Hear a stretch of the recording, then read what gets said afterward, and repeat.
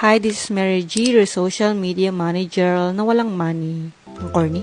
This is episode 1 of sharing with you my work as a social media manager dito sa Pilipinas. At kung bakit nga ba ako napunta dito. Long story short, isa akong UGC creator at gustong-gusto kong gumagawa ng mga Kaya nag-apply ako nung may nag-open dito, pero video editor So, after 3 months, I think naging social media manager na ako. At by the word itself, alam nyo na kung anong ibig sabihin nun. As in, social media work.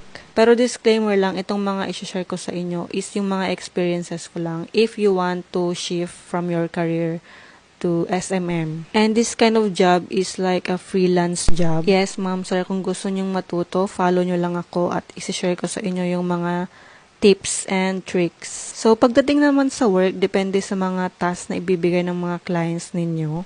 And as experience naman, for me, madali lang siya na mahirap kasi meron nga din akong experience sa content creation. So, kung marunong kang mag-handle ng mga social media, pasok ka sa SMM. Pero hindi lang siya papindot-pindot sa work ha. Kasi this work requires creativity, strategy, and sometimes patience. At lastly, ang pinaka-importante is willing kang matuto along the way kasi marami kang matututunan. So, pasensya na kayo kung ganyan yung background ko ngayon kasi tamad akong mag-edit.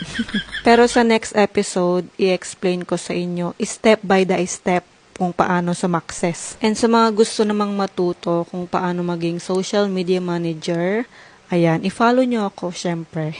So, sa 7 months na experience ko as a social media manager, ano ba yung mga hindrance ba yun? Or pinakamahirap sa trabahong to?